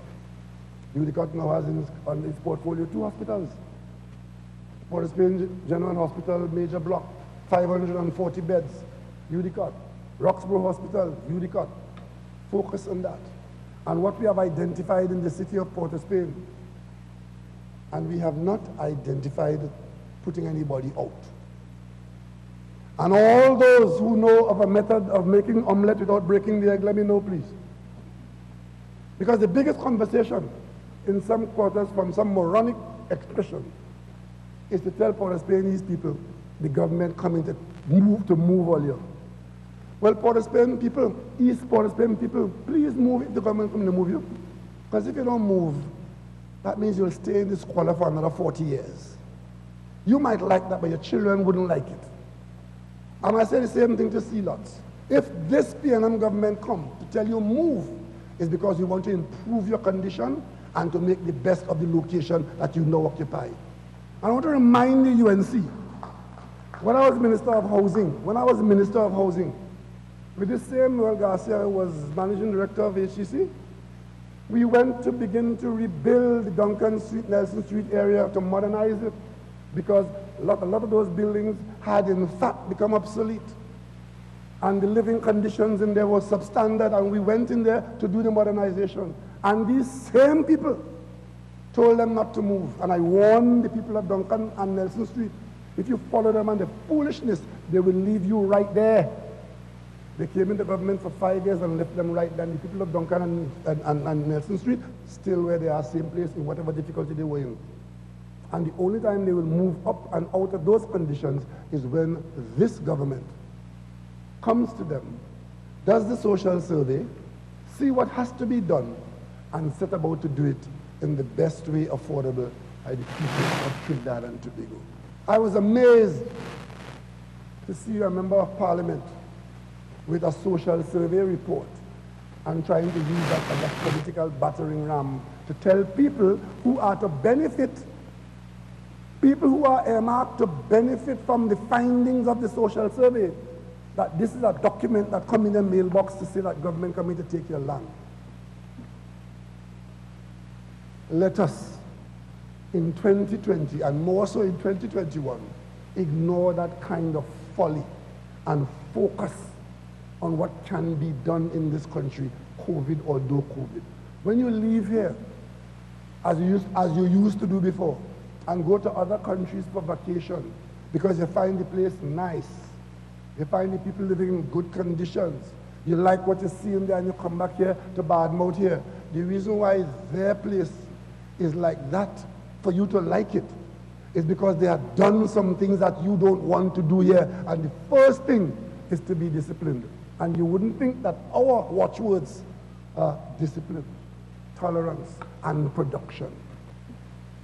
Discipline, tolerate the inconvenience, tolerate the mask for a while, and let's continue the production of improving our country and by extension, your personal quality of life. Thank you very much.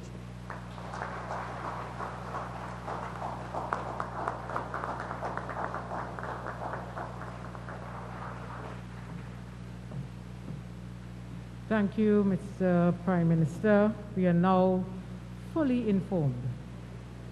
So I wish now to make a change to the program because we are losing light outside. We are going to now proceed to the cutting of the ribbon and the unveiling of the plaque for the official part of the program. I wish to invite the Honorable Dr. Keith Rowley, the Prime Minister of the Republic of Trinidad and Tobago, Minister of Sport and Community Development, Ms. Shamfa Kojo, President of the Diego Martin Village Council, or member, because I understand the President is not here, Chairman of the Diego Martin Regional Corporation, the Chairman of UDICOT, to please proceed. You will follow one of the representatives here to the venue, and we can all see they're going to be cutting the ribbon and unveiling the plaque to officially open your center.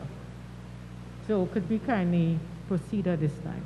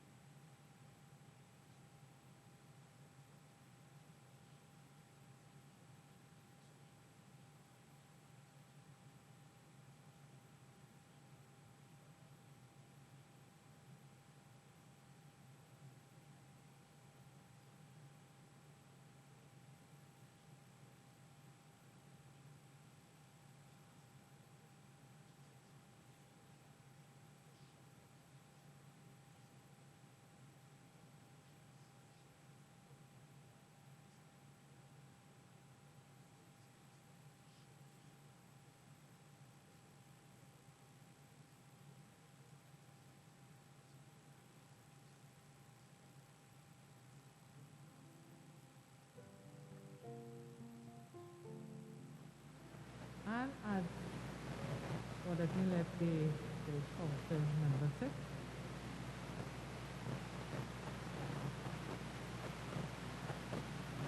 As we proceed with our program, I wish to invite the supervisor of the St. George District of the Ministry of Sport and Community Development, Mr. Lionel Sampson. He will spearhead the recognition of the awardees. Could we invite him with a round of applause, please? Thank you.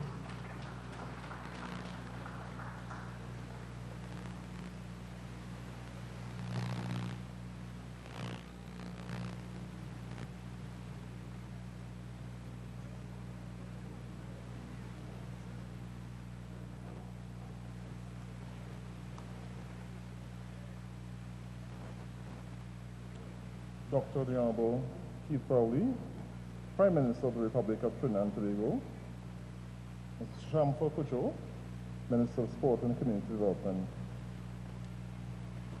Ms. Susan Hong, Representative of the Village Council, distinguished ladies and gentlemen, representatives of the media, good afternoon. Good afternoon. Someone said, appreciation is a wonderful thing. It makes what is excellent in others belong to us as well. The representatives of the community organization come together to recognize just a few persons who have contributed to the success and development of Diego Martin South.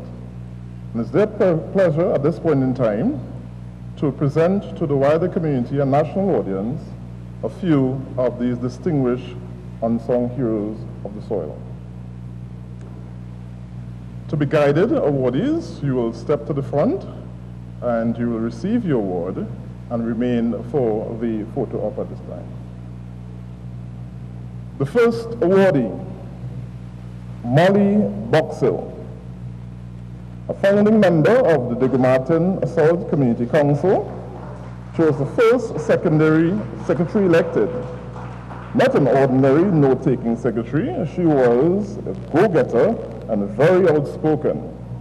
It was her activism, unrelenting and fearsome forcefulness that acquired this plot of land and approval for the construction of a home for the community council and the community. Ms. Boxill was also instrumental in the first annual lighting up of the big tree for Christmas. It became a significant landmark and was eventually adopted by the Diego Martin Regional Corporation. She also became the first woman on the Trinidad and Tobago Boxing Board.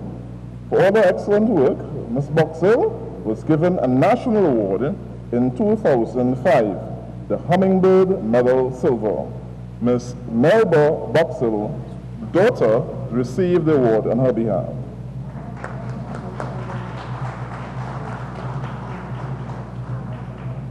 Next awardee, Cornelius Lewis, also HBM. Cornelius Lewis, now 92 years young, was the founder of the Diego Martin South Community Council. A stalwart in community service, he was awarded a national award in 2016, the Hummingbird Medal Gold. Mr. Lewis served as the secretary and president of the Diego Martin South Community Council. He also served on several community-oriented entities in different parts of the country. Most notably, he was part of the Care and Respect for Youth, Lions, Fire Services, and the National Association of Village and Community Councils. South Diego Martin knew him as the main authority at the community center. Mr. Lewis facilitated numerous educational seminars and health fairs for many years. He has also played an important role in establishing the lighting of the big tree and was identified a community of the Christmas. Not far from a growing landmark, the community gathered to receive hampers which Mr. Lewis asked different entities to sponsor. The La Puerta segment of the community would best remember Mr. Lewis for lobbying local government councillor and council colleague Susan Hong to tackle the first water project. That is why it is widely believed that the history of the council is synonymous with the history of Mr. Lewis. Corinne Curtin, daughter of Mr. Lewis, receive on his behalf.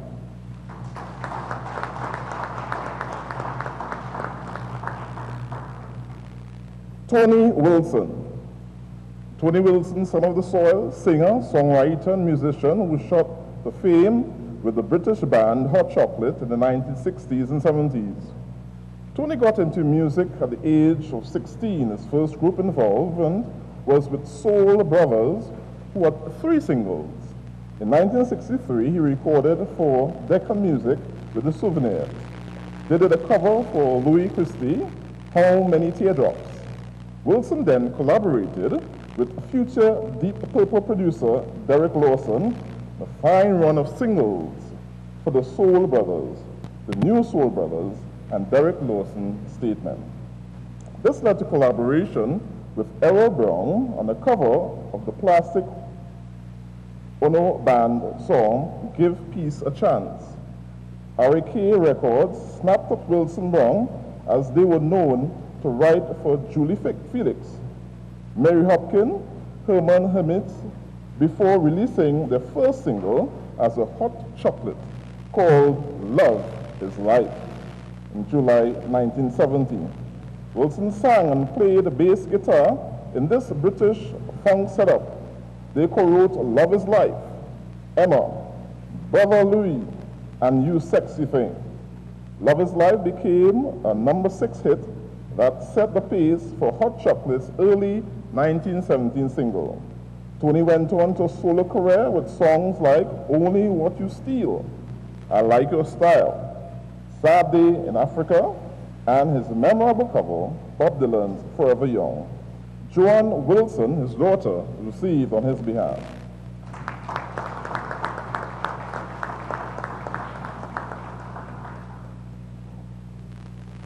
Heard the name mentioned before, Anthony Jacob.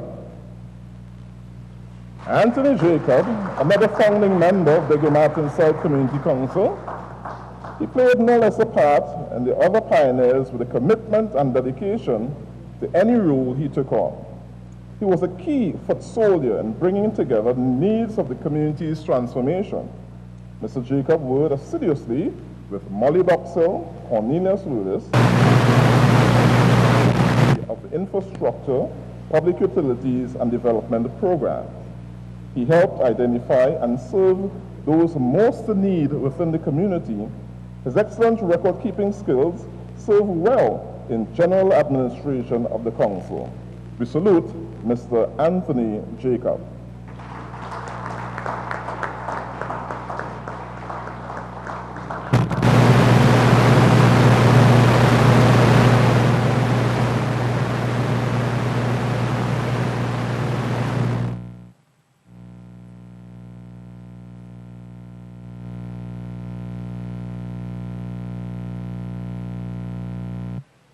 In 1970,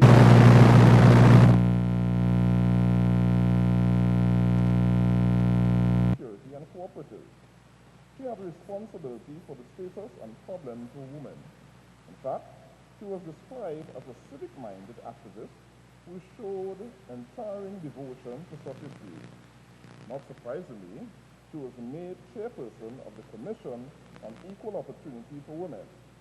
She was part of the powerful 3-woman delegation that presented the country's position at the World Conference in International Women's Year in 1975. Prior to her appointment to the Senate, Ms. Felix was a teacher in the Port of Spain Girls' School. She shared those talents with her adopted community of La Puerta.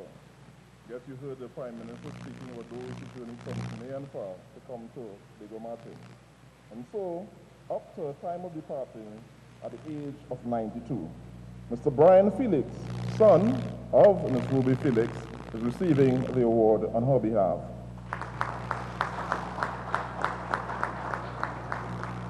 We join with the family at this time to extend our condolences for our information that Ms. Felix passed only Sunday. Our thoughts and prayers with the family.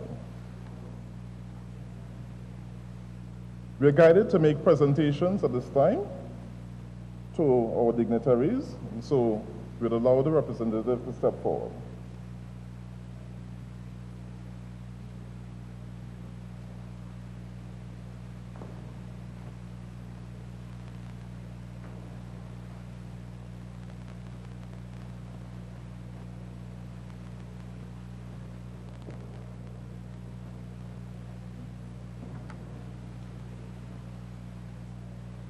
Thank you.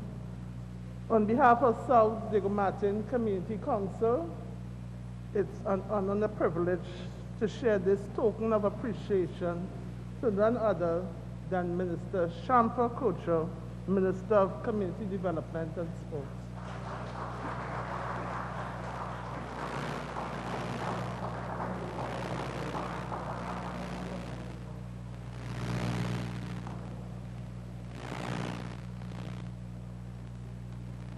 Once again, on behalf of the South Diego Martin Community Council, it's really an honor and a privilege, not just to share this token of appreciation to our Member of Parliament, who sometimes I feel he really gets fed up of us because we really beg, we plead, we cry, we everything to get this center. And I know it didn't fall on deaf ears. So on behalf of the council, Dr. Ali, we say thank you.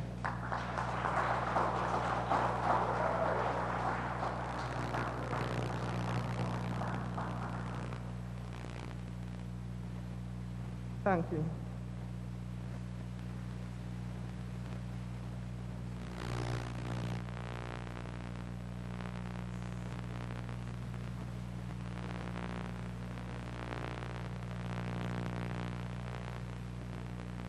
We wish to call on the awardees to step forward for the photo op at this time, please.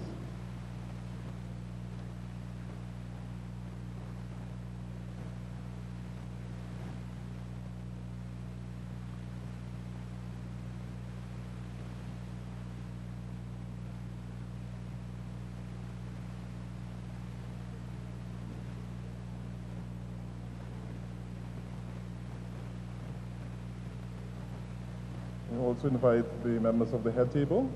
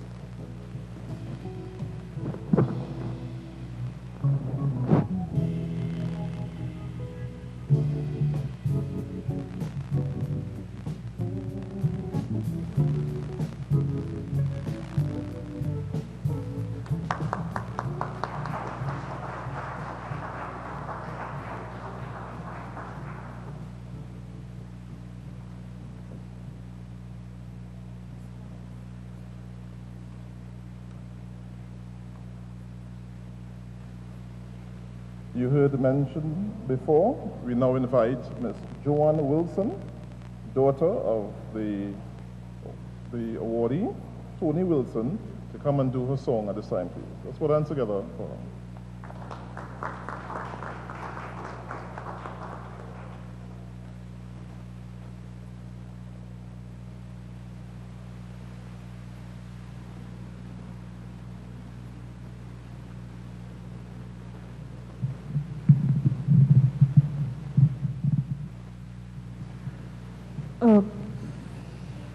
I'll take this. I'm allowed to take this off, right?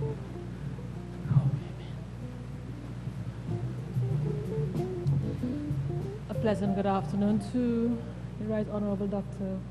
Keith Rowley, members of Parliament, all protocols observed. It is indeed an honor and a privilege to be here this afternoon. I remember being here as a child when the entrance was at the back, and I sang at the age of 3, 4. I can't remember what event it was for the cutting of a ribbon.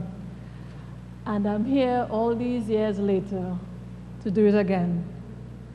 The song that I'm about to sing is entitled Go Light Your World, and it is a song that I know that most of you do know, so please join me when the chorus comes along, amen? It's going to be done a cappella, and I'll start right now. There is a candle in every soul, some brightly burning, some dark and cold, there is a spirit who brings a fire and ignites a candle and makes his home. So carry your candle unto the darkness, seek out the hopeless, confused and torn.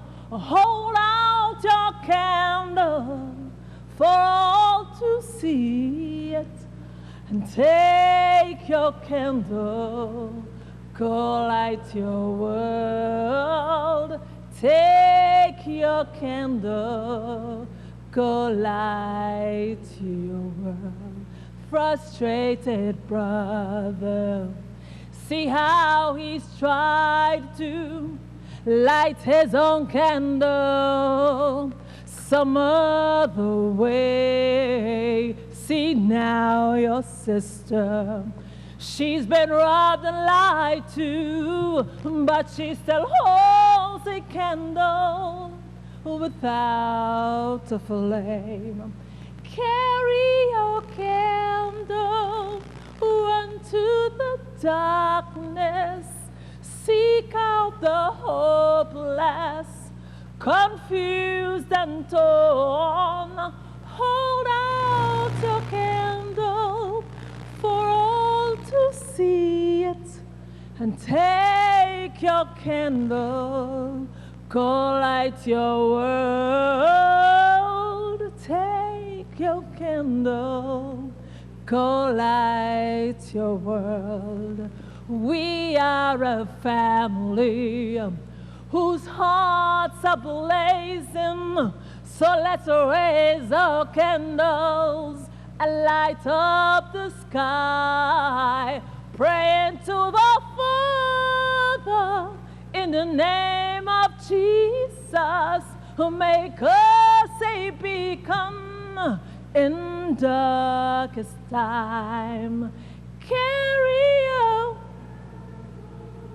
run to the darkness, seek out the hopeless, confused and torn.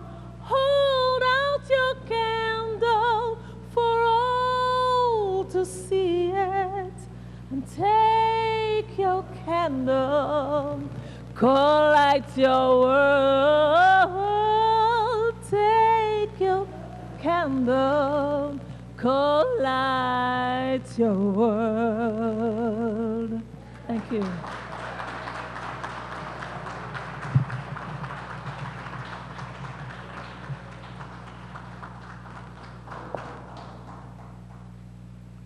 Take your candle and go light your world. In the midst of those who would want to promote darkness, you take your candle, go light your world. Thank you very much. Let's put hands together again for Ms. Wilson.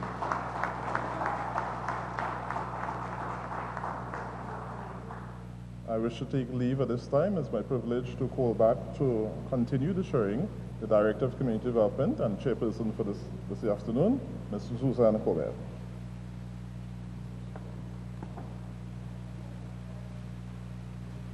Mike went, oh, I thought it went in. Okay, so we have come to our most significant part of the program. How do you feel? You know, I feel like I know Diego Martin. I don't know, and it brought back memories of my family who really contributed significantly, who came from Central and lived until he passed away in Diego Martin. I can't mention his name, but he was such a significant part of the family. We used to come down here to Carnival Fets every year, but we wouldn't go there. I now ask, we have reached the end of the program. We are now asking Mr. David Maynard, member of the Diego Martin Community Council, to give his expression of thanks.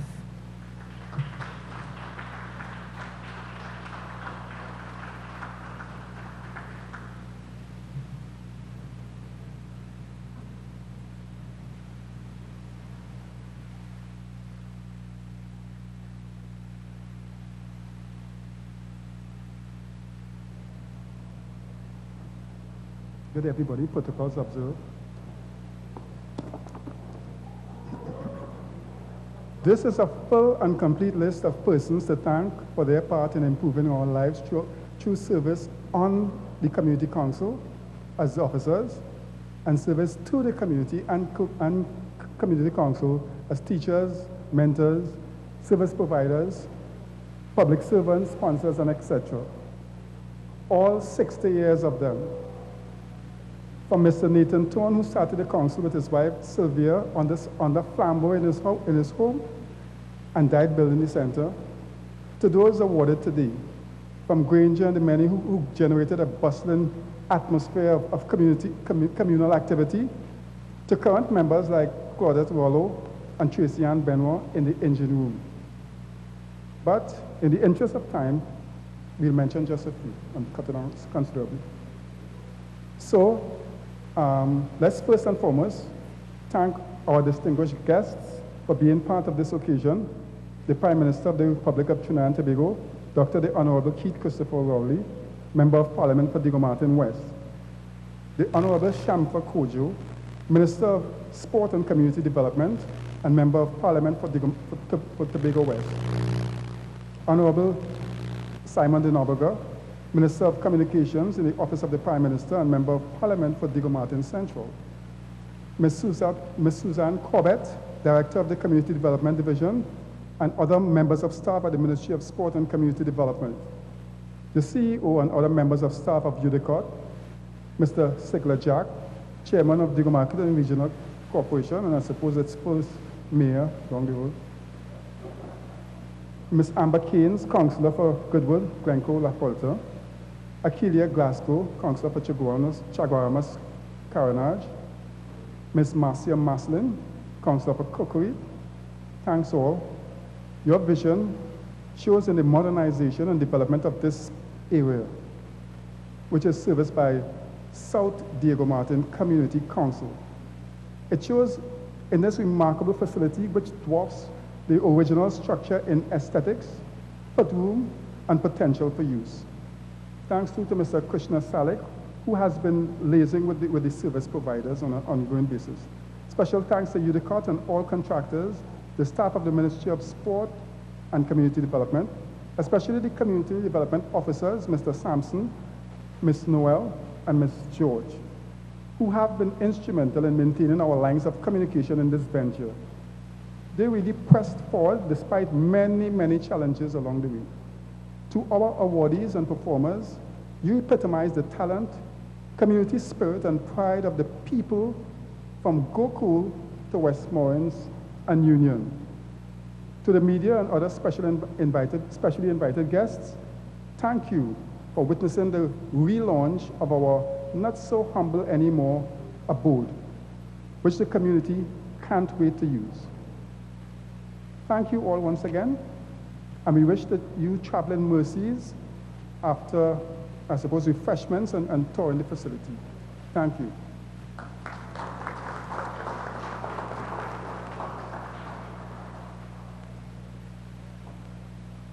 Thank you, sir. And we have come to the end of this afternoon's program. We invite you all to enjoy a snack, but before we do that, we would like to invite the Honorable Prime Minister, the Minister of Sport and Community Development, to tour this facility. So we invite the personnel to please let them tour what is the grand Diego Martin South Community Center.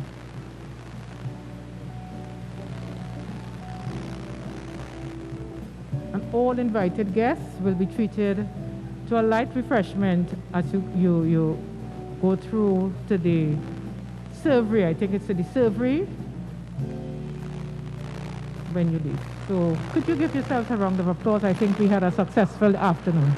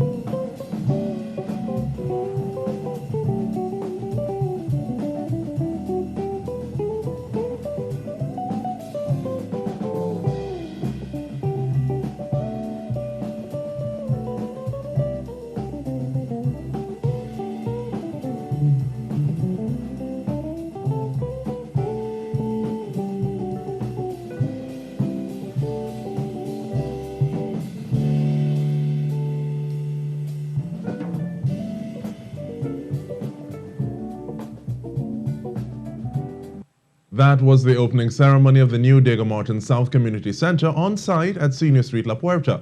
You can tune into TTT, Talk City 91.1 FM, Sweet 100.1 FM, Next 99.1 FM, and on Facebook at TTT Live Online for all your updates. I'm DK Rosta. Bye for now.